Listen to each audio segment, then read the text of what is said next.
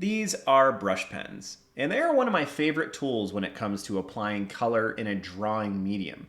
I often use them with another of my favorite tools, which is these guys, my microns. Basically, black ink. But incorporating the two can sometimes be a little bit tricky, at least when it comes to getting started. So today we're going to take a look at several different strategies for incorporating these together. The first of these strategies is going to be rather simple. We are going to start with an object. Whatever this object might be is totally up to you. And I would encourage you, if you have some brush pens or alcohol markers or something similar, I would encourage you to take a moment, pause the video, get yours out, and just follow along, especially if you haven't done much of this. And even if you have, it might be good to have some kind of refresher or at least see how one other artist manages to do things. So let's say, for example, you start with something like this. You simply color in the entirety of an object. Well, what do we do now? How can we incorporate ink with this? Well, being that this is the simplest of our strategies, we're going to start with merely outlining the entire thing. And then we're going to go ahead and start applying some hatching.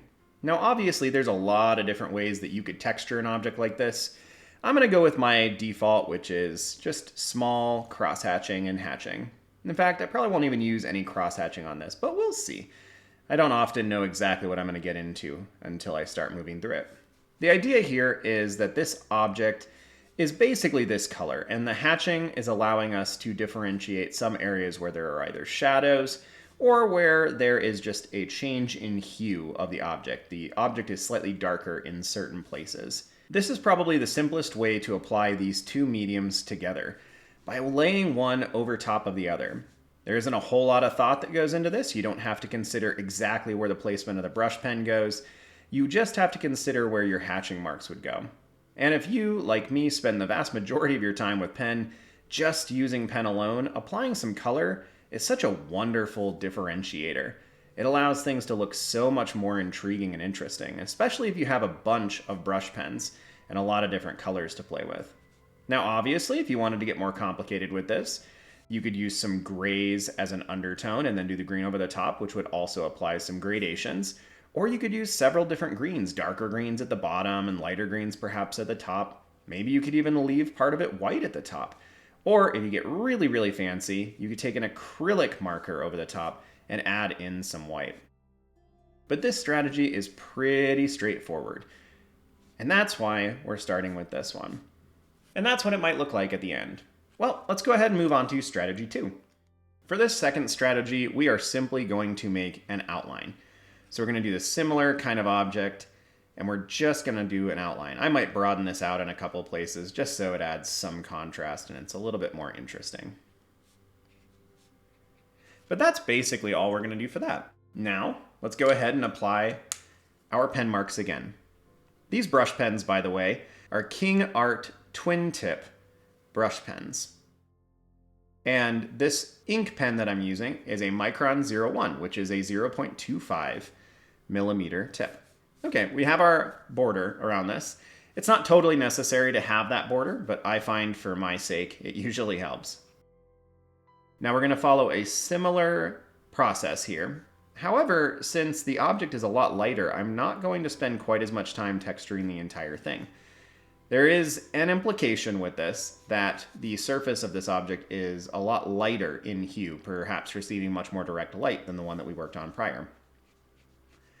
I'm also going to work with some much longer strokes here just to mix things up so I don't get bored, and hopefully so you don't get bored either.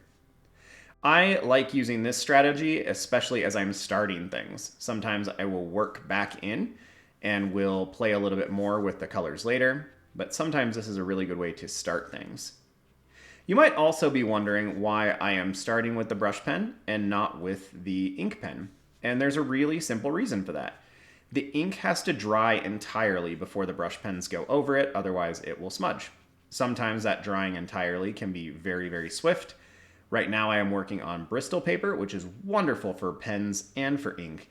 However, it sometimes takes a little bit of time for that ink to dry, and I don't really want to get any smudges.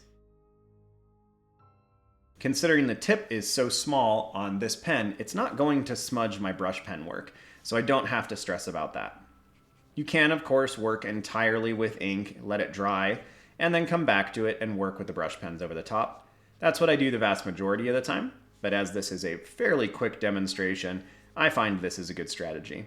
And it also allows for this discussion, and hopefully for you to save yourself some headaches from smudging things when you really don't want to. I'm going to go ahead and finish this one up with just some marks that imply that this is more vertical and that this is a little bit flatter and receiving a little bit more direct sunlight or light from whatever our light source is. I'm also going to apply some dots in here because I find that they are just so much fun for adding little textural components. And that finishes us off with our second of the strategies. For the third, we're going to do something that is fairly close to the one we just did, but is a little bit more leaning on the reality of how the light source might interact in this situation. So let's assume that our light source is coming from this direction. This side of our object is going to be a little bit brighter. And let's just take this blue in on the areas that we might figure there are some shadows. Okay, so we're going to make this just a little bit darker here, kind of a rudimentary shading. Maybe there's even a divot here that is casting a little bit of a shadow down as well. So this blue is going to help us imply what the light is doing. And as soon as we have that on there, we can go ahead and we can start working on taking our ink in. I am going to begin with my border once more, though especially if you're doing a lot of texturing on these, you do not need to put a border on. I like it. It's a personal decision. It's not one that you have to employ. I'm also going to have my contour lines be a little bit different here. So I'm going to have them be a little bit more rounded. I am still going to put some on this edge, even though it's in more direct sunlight, mostly to allow us to see the fact that we are above this object, and this is kind of how our contour lines are moving. This will be far more pronounced when I come over here and start applying these lines this way. The idea here is to reinforce what this blue is already helping us see. The fact that this object is getting pretty intense light from that side over there. I'm not minding which way the lines go here so much in this little overhang, because often a cut in a stone, as I imagine this form is, will be at very many different angles, and so it's not as imperative that things match up perfectly there. I'm going to continue coming around this side, and I'll probably put some cross-hatching right up against that edge. You might notice that these kinds of marks, if you're trying to apply them, are a little bit difficult, and that's because the human wrist wants to move on this axis, which right now is exactly the inverse of the way these marks are being made. Now, because I'm recording a video, I am not going to turn my paper so that it's at the ideal angle for me to do this, but if you are doing this and you are not recording a video, I would highly recommend that you shift your paper to an angle that is not only the most comfortable, but allows those lines to be made in the best fashion possible. You can see if I make a line like this, I can make it very consistent. But to do that opposite, I have to do it much slower, and it is much more difficult, and they're not quite as high quality. It's one of those interesting things that you will learn over time, the more time you make art, is that your wrist, just like your body when you're sitting, or your mind when you're trying to pay attention to things, has a default setting. And the more that you learn about that, and the more you can encourage that or reinforce it, the easier a lot of these basic things will be when it comes to drawing. We're getting close to finishing this guy off. I'm going to apply a little bit more over here. I'm going to have some longer lines kind of coming around, implying again the shape of this object, which is starting to look a little bit more like a funny pumpkin than it is a stone, but that's just fine. All right, I think I'll apply some little dots here. Again, I rather just enjoy the textural components that they add. Make it feel like it's not all exactly the same. It does kind of look like a slightly rotting vegetable, doesn't it? Yum. I think that finishes off our third. For our fourth strategy, we are going to do something that is a little bit more akin to what accurate shading might be. This one we just did is just kind of dancing around it. So let's actually add some differentiators here. We are going to have some shading around the sides because generally the texture is going to get more compressed on the sides and you'll end up with more shading. And we're actually going to imply that this stone or rock or whatever has a little bit of a divot inside of it. And this will make sense as I start to shade it in. This would be something that you could do if you had a fairly complex shape and you knew what it needed to be, and you're finding that it's difficult to represent it. So let's go ahead and move into our pen and see what that does here. Right off the bat, I am going to go around to this edge. I'm not going to fill it in entirely this time, though. I'm going to leave some gaps, and you'll notice that our eyes will fill those in, or they'll stick out like a sore thumb, but hopefully not too bad for you. And then I'm going to go around this and start to imply that this form is sloping away from that center. This will, in time, make it appear as if this is a divot. It's like a hollow point inside this shape. It will make it look like this exterior shape is almost like a donut of some kind. And then this is just going to be a weird little offshoot that's a different structure. Most of what I've done so far implies that these structures are pretty simple in the way that they're put together. This is the first iteration where you can see you can do some pretty complex stuff. Even just shifting these lines to the left versus then immediately shifting them to the right, you can tell that the structure of that dip is different on both sides. This is part of the reason why I like using these two together. Doing this with just the brush pens can be a little bit difficult, and I like the aesthetic that is applied here. In fact, if I take these long lines like this, you see I can even make it appear as if this shape is protruding as well. There's a lot you can do with hatching, a lot you can do with contour marks. Ironically, I've found that they now infiltrate a bit into even my paintings when I'm not working with drawing, and that's got some interesting effects. There are certainly some moments where it's like, wow, this painting definitely looks like an ink drawer made it. I'm going to come in here too, and again, as if this is a secondary divot, I'm going to curve these lines this way and then switch them.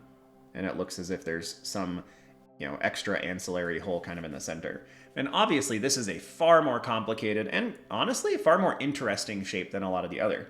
And that would be our fourth strategy for employing the brush pen and the ink together. Our fifth strategy is what I'm going to call more of an authentic or mimicking technique.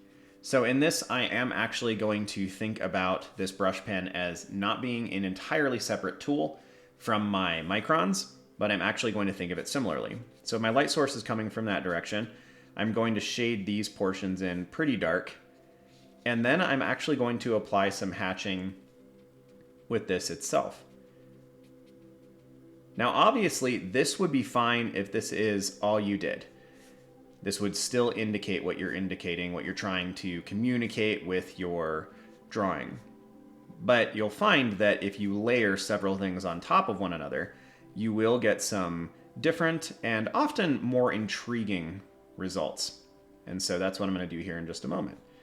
This would obviously be far more interesting too if you had several different colors working together in here. But this will suffice for the demonstration.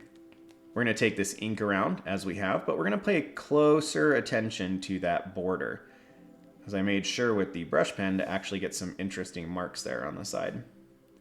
And actually, I'm going to leave this open right here, as if we don't have a hard outline there because of the way that the light's hitting the object. Now, I'm going to slowly move around this object and try to communicate exactly what I was already giving a baseline of with all of the brush pen marks. And we'll see where that goes. As this one is a little bit more complicated and going to take a little bit more time, I am going to speed this guy up, so I'll be back with you here in a few minutes to kind of talk about some of the choices that I made.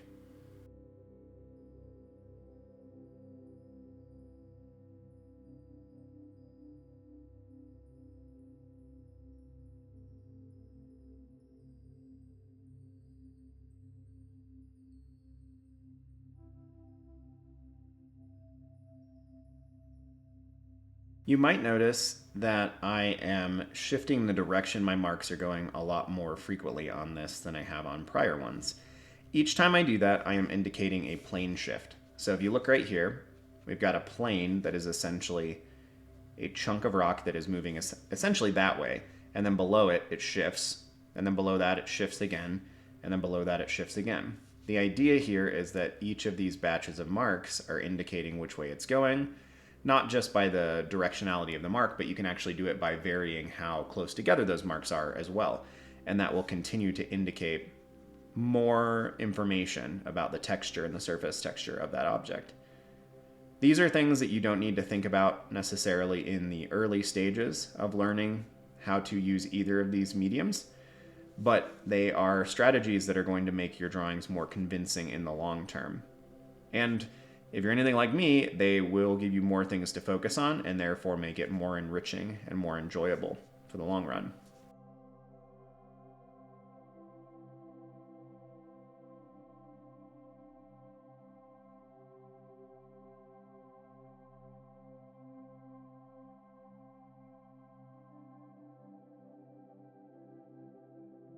I'm just finishing this up right now, trying to go back over some areas that I don't feel like are quite dark enough and apply either some secondary layers of hatching or even some cross hatching, depending on how intense I need that to be.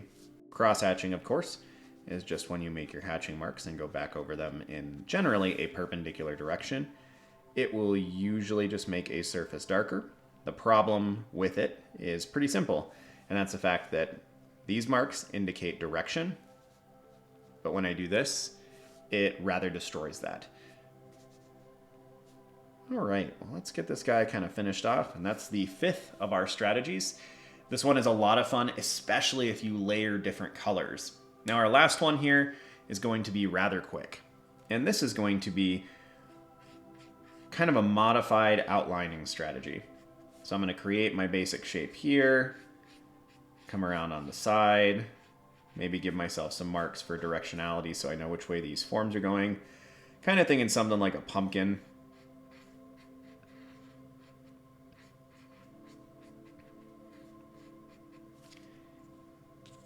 And then let's go ahead and put some ink on that. But we're going to keep this very, very reduced this time. We're going to keep this very, very simple. And this is a really lovely strategy, but it does imply or it does require a lot of very specific forethought and foreknowledge about what you're going to do. But I think that's kind of the goal. The goal is to get to a point where you're pretty confident with what you're doing. You can make decisions in the moment, but also think about things at the beginning of the drawing and make sure you go where you want to go. This is going to really not involve a ton of hatching, and it's going to mostly involve just some lines to help us understand the general surface movement. There will be some hatching here and there to imply a little bit of shadow or creases where things are coming together. This can be a really fun strategy though, and one that I've seen a bit recently in an art book that I just bought, and in a couple specific artists on Instagram, which I can share in the description below. And it's been a kind of fun strategy to try to learn because it is a little bit less forgiving than some of the others. It requires that you are a little bit more focused on what you're doing in that moment. And that's a good thing in the long term. But there are certainly moments where I find myself going, dang, I should have thought of this a little bit more before I began. We'll do kind of another one here just to kind of reinforce what this looks like.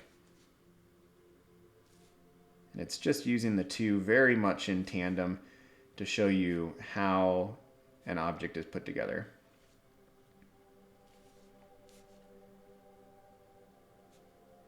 See, we'll have a few more hatching marks here on the far side to basically indicate that that is a donut.